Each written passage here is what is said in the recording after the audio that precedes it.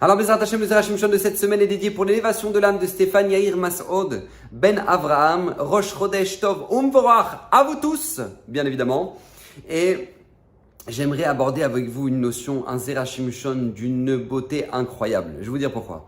Parce qu'en fait, en réalité, beaucoup de gens abordent la notion de la vie de manière un petit peu péjorative, on va dire ça comme ça. Pourquoi ?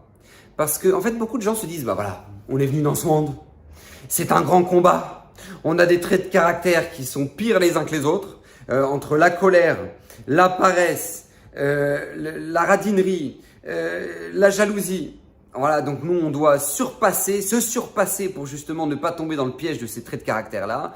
On a un Yetzera qui ne nous lâche pas dès qu'on sort dans la rue, à travers ce qu'on regarde, à travers ce qu'il nous montre, à travers ce qu'on entend, à travers... bref, ça s'arrête jamais, donc c'est un combat et c'est loin d'être difficile et c'est ça la vie.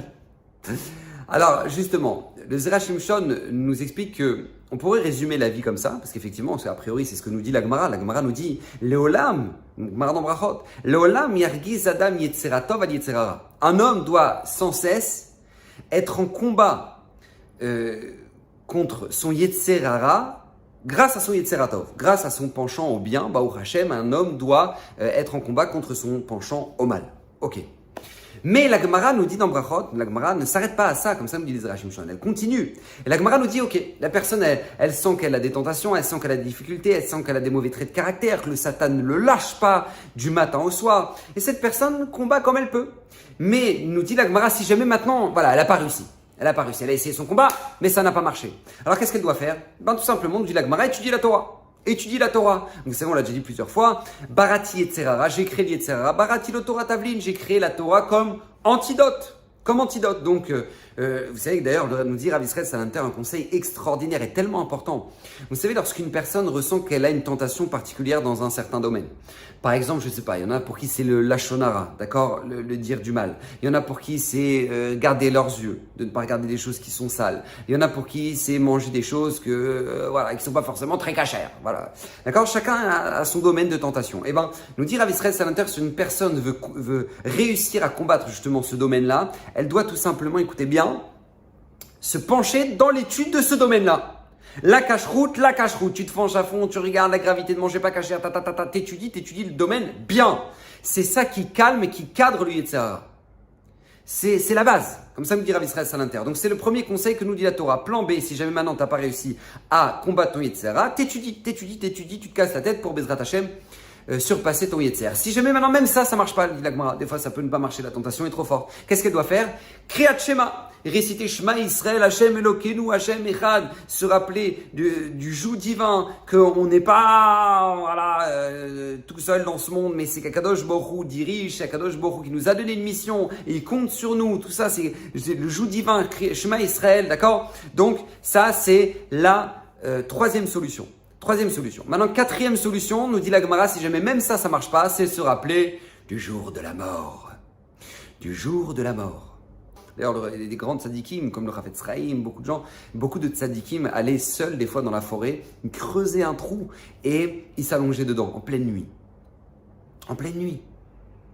Et quand les talmidim m'ont appris ces choses-là, ils ont compris que pourquoi ces tzadikim faisaient ça, parce que quand ils sentaient que maintenant ils avaient une tentation particulière ou un domaine dans lequel maintenant ils ne maîtrisaient pas la chose et qu'il fallait vraiment qu'ils se boostent, et bien qu'est-ce qu'ils faisaient ? Ils allaient faire une chose comme ça, ils allaient s'allonger et se rappeler du jour de la mort. Mais concrètement, pas juste non, on va devenir de la vermine. non, concrètement. Mais pourquoi je vous dis tout ça ? Parce que le Zerachim Shon, a priori, si c'est ça qui nous sert à calmer nos tentations et notre Yetzirah, si c'est comme ça que ça marche, alors pourquoi la Gemara se casse la tête à nous donner 4 étapes ? Elle nous dit, d'abord, tu essaies de battre ton Yetzirah. Si tu n'y arrives pas, penche-toi sur le sujet, étudie bien. Et si même ça t'arrive pas, eh ben tu récites Kriyat Shema. Et si même ça t'arrive pas, tu te rappelles du jour de la mort. Ils disent Zerachim Shon, tu sais quoi, t'as qu'à faire plus rapide, au moins hop, t'as fait un raccourci, tu vas direct à la quatrième solution. Quand une personne a un Yetzer, qu'est-ce qu'elle doit faire ? Rappelle-toi du jour de la mort. Voilà, rappelle-toi du jour de la mort. Comme ça au moins c'est résumé, c'est très rapide, ça va vite te calmer et tu vas vite comprendre les choses. Donc pourquoi maintenant nous donner ces étapes-là, nous dit Zerachim Shon ? Et de là, le Zerachim Shon nous révèle quelque chose d'incroyable et tellement important pour notre vie. Nous dit le Zerachim Shon, ce n'est pas la volonté d'Hachem Ce n'est pas la volonté d'Hachem de vivre une vie morbide. Écoutez bien ce que je viens de vous dire. Ça me dit Zera Shimshon, ce n'est pas la volonté d'Hachem de vivre une vie où dès que tu as une tentation, eh ben, tu sais ce que tu vas faire? Tu vas te rappeler du jour de la mort. Et j'espère que ta vie sera belle. C'est pas ce qu'Hachem souhaite de nous. Parce que c'est vrai, même si ça marche, même si ça peut calmer, ça va calmer, nous dit la Gemara, c'est le dernier recours. Donc forcément il va arriver dans des moments dans notre vie où on aura tous besoin de ce recours-là.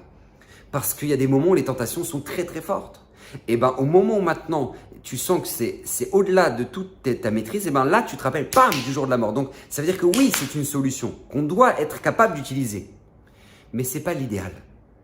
C'est pas l'idéal, c'est la raison pour laquelle la Gemara nous dit qu'une personne doit avant tout passer par les étapes d'avant. Et nos Zera Shimshon nous explique pourquoi. Parce qu'en fait, en réalité, écoutez bien ce que nous dit les Zera Shimshon, nous ne devons pas être victimes de nos tentations.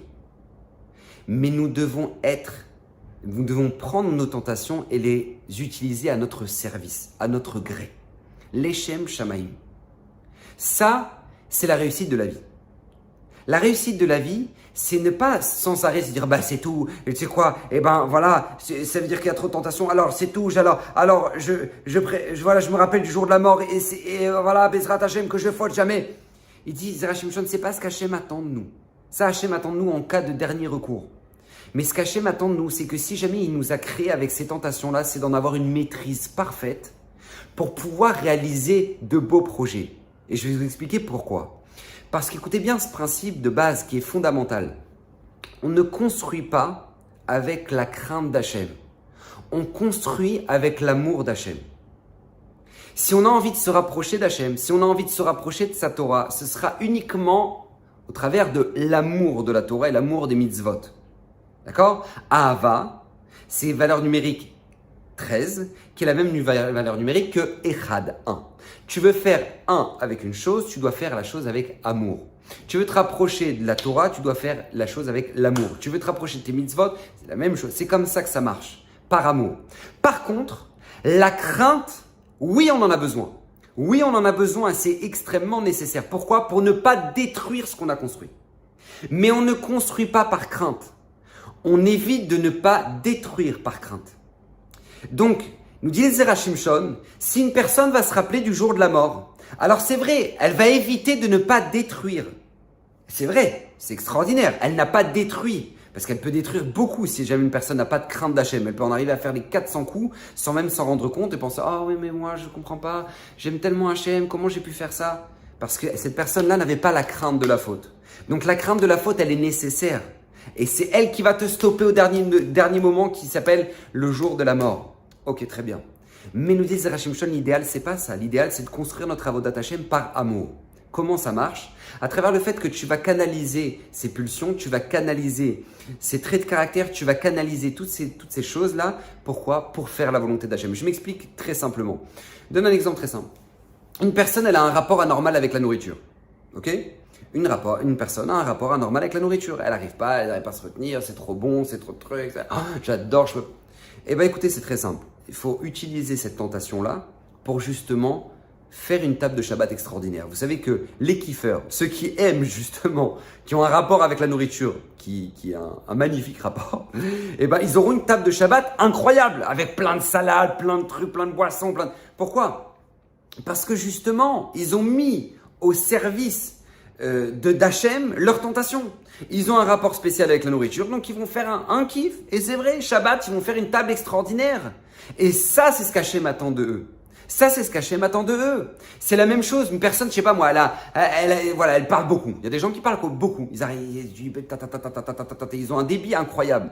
Mais ces personnes-là ont une tentation particulière à parler des autres. Ils peuvent donc se retrouver, ils peuvent se dire « Ah, moi j'adore les moments où on est entre amis au café, on parle de tout et de rien. » En général, de tout et de rien, c'est surtout c'est d'ouvrir les dossiers sur tout le monde, d'accord? Voilà. Mais cette personne-là a une capacité extraordinaire de pouvoir créer une relation incroyable avec ses enfants, par exemple. Pourquoi? Parce qu'elle a une facilité pour parler. Donc, elle peut parler de n'importe quel sujet avec leurs enfants, elle peut échanger, elle peut parler de tout et de rien avec leurs enfants. Et c'est extraordinaire parce qu'elle peut créer une relation, cette personne, mais incroyable avec leurs enfants, de conseiller, de père qui est là pour pouvoir justement être à leur côté à n'importe quel instant, les connaître plus que personne, parce que justement, ils échangent énormément. Donc cette personne-là, au lieu d'utiliser son yetzer au café et d'ouvrir des dossiers sur tout le monde, eh ben non, cette personne-là, elle peut cadrer ça. Comment? Tout simplement pour la Avodat Hashem. Comment? Au service de l'éducation de ses enfants, au service de gens qui sont retraités, qui sont dans les maisons de retraite et qui n'ont personne avec qui parler, que cette personne peut venir et parler avec elle et sans aucun problème et trouver n'importe quel sujet et enchaîner les sujets. Et c'est une mitzvah extraordinaire. Extraordinaire. Et ça, c'est ce qu'Hachem attend de nous. Et c'est pour ça, nous dit le Zerachim Shon, une personne doit d'abord passer par les étapes lorsqu'elle vient vers elle une tentation de se dire « faut que je combatte mon Yetzer ». Comment? J'étudie. C'est-à-dire, j'essaie de rendre les Shem Shamaim, j'essaie de donner une dimension extraordinaire à ce qu'Akadosh Baruch Hu m'a donné comme capacité. Parce qu'en réalité, c'est une capacité qu'Hachem t'a donnée. Et maintenant, qu'est-ce que tu peux en faire? C'est ça la question. Donc, tu étudies pour cadrer ça dans le bien. Pour cadrer ça dans... Il y a des hommes, c'est des lovers. Ouais, c'est des lovers, ils adorent plaire aux autres et ils adorent dire des choses gentilles, etc. Mais pourquoi Hachem les a créés avec cette nature-là? Parce que ces garçons-là pourront avoir un shalom bayit extraordinaire. C'est pas pour aller draguer les autres. C'est pas pour aller draguer les autres. C'est pourquoi? C'est pour justement pouvoir draguer ta femme. Parce que je le répète à chaque fois, les gens font toujours l'erreur. Ils draguent avant le mariage et après le mariage, eh ben voilà, il n'y a plus rien, c'est mettre boulot dodo. Et c'est pas comme ça la vie. La vie c'est au contraire. Pourquoi Kadosh Baruch Hu a créé cette notion-là qui s'appelle la drague? Parce que justement c'est pour après le mariage. C'est pour construire un couple extraordinaire. C'est pour avoir une femme extrêmement épanouie, un mari extrêmement épanoui. Pourquoi? Parce que justement il y a cette notion-là, cette facilité-là. Et lui pourra avoir un shalom bayit merveilleux parce qu'il a une facilité de comprendre ce qui plaît à sa femme, comment plaire à sa femme. Et c'est une notion qui n'est pas du tout négligeable, qui est extraordinaire, mais elle doit être cadrée. Et c'est cette notion-là que nous dit le Zerachim Shon, avoir une maîtrise de nous-mêmes. Ça surpasse le fait de endormir notre être. Tu peux endormir ton être en disant oui, non, le jour de la mort. Mais nous dit le Zerachim Shon, l'essentiel, c'est d'avoir une maîtrise de ton être. Ça, c'est l'essentiel, ça, c'est l'épanouissement. Et c'est ça qu'Akadosh Baruch Hu attend de nous. Donc, Bezrat Hashem, qu'on puisse mettre toutes nos tentations au service d'Akadosh Baruch Hu, parce que c'est pour ça qu'elles ont été créées. Et que Bezrat Hashem, on puisse faire un magnifique Kiddush Hashem, qu'on puisse sanctifier le nom d'Hashem tous les jours de notre vie, que ces paroles puissent être pour l'élévation de l'âme de Stéphanie Hermasoud, Ben Avraham, Bracha Vatzlacha, et que toutes ces paroles du Zerachim Shon, qui lui-même a promis que tous ceux qui l'étudieront régulièrement, mériteront une multitude de bénédictions dans leur maison, dans leur famille, que toutes ces bénédictions Bezrat Hashem résident dans vos demeures. Bracha Vatzlacha, à la semaine prochaine.